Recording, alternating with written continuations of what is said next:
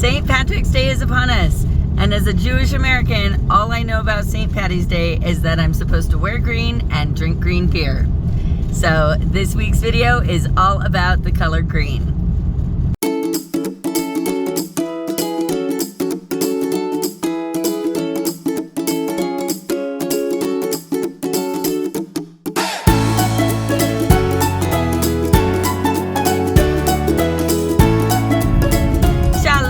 Welcome back to Hebrew Vocab Boost. This week's video is all about the shoresh Yod Resh Kof, and it's mostly to do with the color green, but also, surprisingly to me, spitting. So we're going to start with spitting just to get it out of the way. Believe it or not, there are only 21 or 22 instances of this shoresh in the entire Tanakh. And only 3 or 4 of them have to do with spitting. And I'm sure you're wondering, why is she saying 3 or 4? Doesn't she know? Well, I can't really figure out how this last one is related, or if it even is the same shoresh. So the 3 times that the JPS translates this word as spits are all within the first 5 books, what we sometimes call the Torah, or the 5 books of Moses, the Chumash. We have a lot of words for the first 5 books. And we have Yarok, Yarok Yarak, and Yarka. That last one has a woman doing the spitting, so you can see it's got a feminine ending on that verb. So these are really hard to figure out. I think they're all perfect tense. I would consider it past tense, and I also think they might all be pa'al, but they don't match anything that I know as a modern Hebrew speaker. So this is just not a normal conjugation, having the O sound in the second syllable, unless it's an imperfect or future tense verb. And also the yod at the beginning causes it to have a lot of irregularities. I can't tell if it's a future tense / imperfect verb, because sometimes there's a yod that's just a prefix, meaning third person singular masculine. And so when a shoresh starts with a yod, sometimes the 2 yods get blended together. So it's just really hard for me to tell. And all of my sources that explain the conjugations, they don't talk about biblical Hebrew. They're all about modern Hebrew. Worse yet is this verse, with this verb from Genesis 14:14. Now we're going to shorten this and just look at this first part of the verse. And it reads, Vayishma Avram ki nishba achiv vayarek et chanichav. And the JPS translates this as, when Abram heard that his kinsman had been taken captive, he mustered his retainers. So the quote-unquote retainers are the servants and other members of Abram's household that he could tell them what to do and make them go with him. So basically, he's getting together a posse to go and get back his nephew. But what is this verb, vayarek? Other Bibles have translated it as he led them, or he armed them, all kinds of things not really related to spitting or greenness. So I don't know. I looked in all of my etymological dictionaries and sources that talk about biblical words, and none of them actually even mentioned this meaning, or I just couldn't find it anywhere. So I suspect that this one is actually a different shoresh. I think the yod is just a prefix, and maybe there's a missing nun, maybe some other letter has possibly dropped out. It's really hard to know, and that's why that's why studying biblical Hebrew is so difficult. So I'm sorry that I'm not so clear on this issue. But the spitting is definitely clear, and it is still used today. This is still a verb in modern Hebrew, meaning to spit. In modern Hebrew, it is a relatively normal pa'al verb.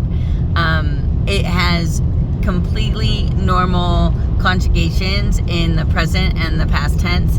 It's only in the future tense it has a couple of oddities. First of all, it's an f'al verb, which I started to go into a lot of great detail, and I don't want to do that here. I am going to do a grammar video in a couple of weeks about this, so stay tuned for that. But basically what it means is that most pa'al verbs in the future have an o in their last syllable if they don't have a suffix.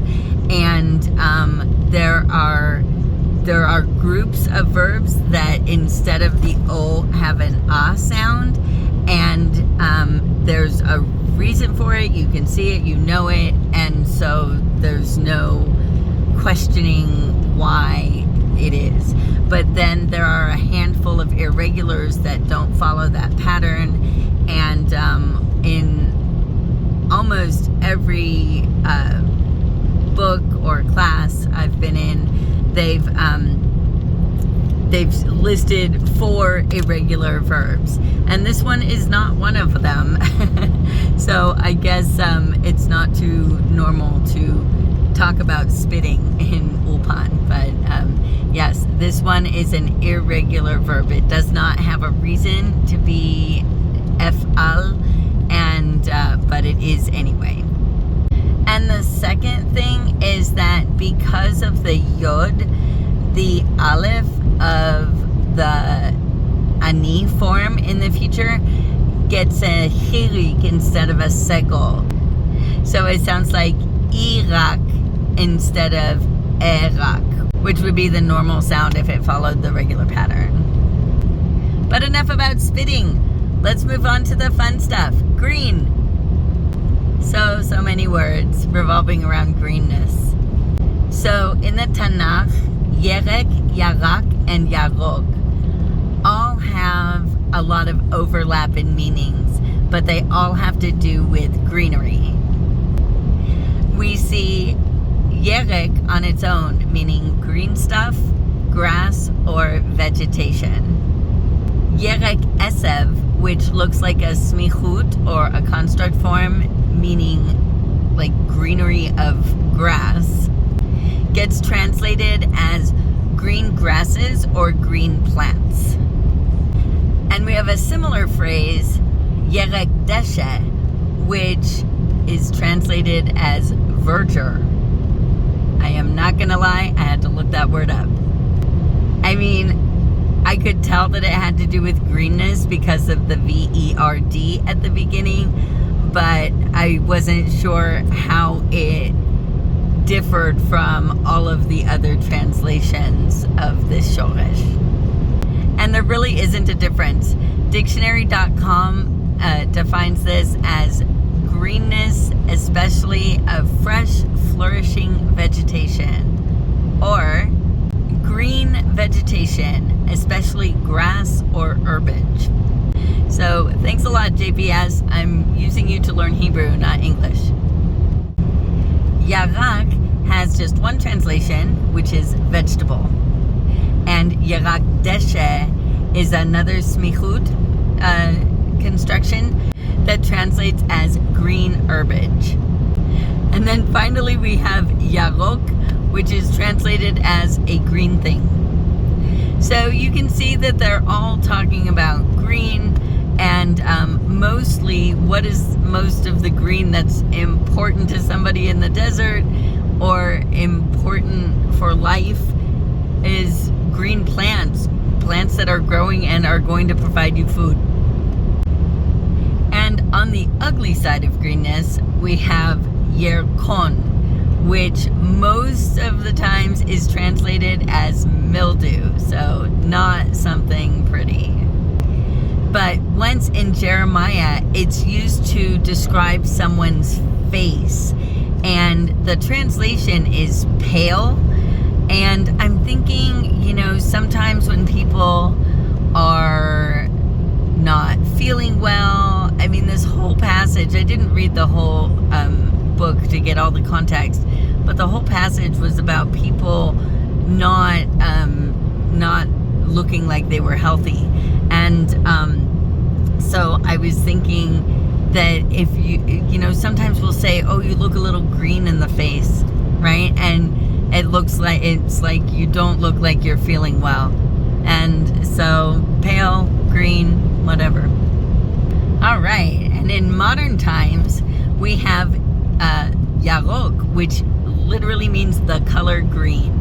And this follows a color template, which is that A-O vowel pattern. And so you'll notice that a lot of colors have a three-letter shoresh and an A-O vowel pattern. So we have like Adom, Yarok, Varod, Kachol, Sagol. All of these words follow that same pattern. And with respect to the color, we have Yarkut, which means greenness, and Yerakrak, which means greenish. And that's another formation that's typical when you reduplicate the last syllable. It'll make it like whatever that word is, it makes it ish. Yerek and yarak both mean vegetable, although Palim.com claims that yerek actually means vegetation or greenery, and that its use to mean vegetable is colloquial. And they also claim that it does not have a plural. The plural that we always use, yirakot, is a plural of yarak. And so that I don't doubt them, but I've never heard anybody say yarak. I usually hear them say yerek. Or, of course, usually when you're talking about vegetables, you almost always are talking about them in the plural, yerakot. But it's a masculine noun, and so teachers will also often remind you that, oh, don't go by yerakot, go by its singular form, which is, and the answer is always yerek. So lehorik means to become green. And you might look at this verb and say, well, what happened to the yud? This is a hif'il verb. And in hif'il verbs, when the first letter is a yod, the first letter of the shoresh is a yod, we would say, this is binyan hif'il gizrat pei yod. That yod drops out and the vowel becomes an O in pretty much all of the forms. So this is, it's pretty obvious once you get used to this, that if you see a verb starting with that hey or a mem, and it has an E sound at the end of the verb, then you know this is a hif'il verb. But you see that O sound, you know that there's a yod at the beginning of that shoresh. And the word yarkan has two meanings. It can be a greengrocer, which makes sense, and it can also be the stone jade, which of course is green, so that also makes sense.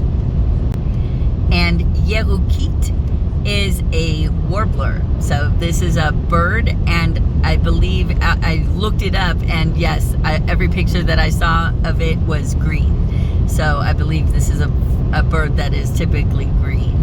And there were some other words that I found in my dictionaries for birds that obviously it was very obvious that it was referring to the green plumage.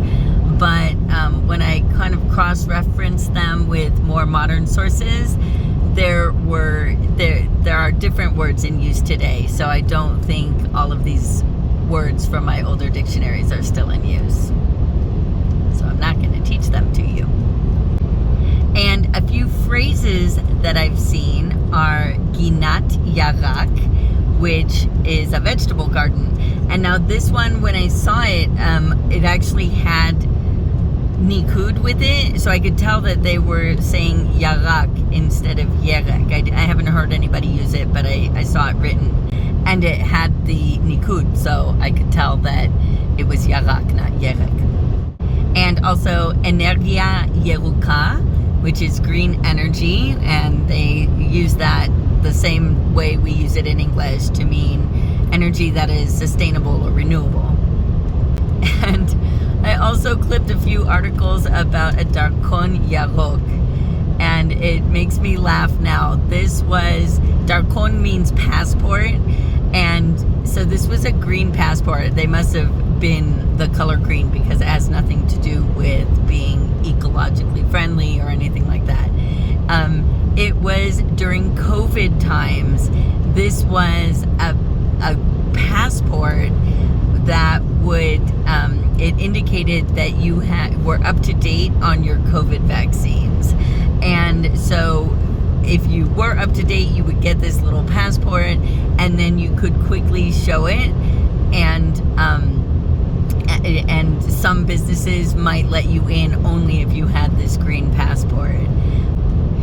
All right, so that's it for today. Now you know all the words you need to know about greenness and one word about spitting.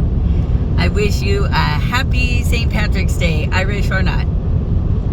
If you have any questions or feedback about this video, please leave it in the comments and I will do my best to respond. Hit like if you enjoyed this video, and subscribe and press the notification bell if you want to see more. Lehitraot bapa'am aba'ah. See you next time.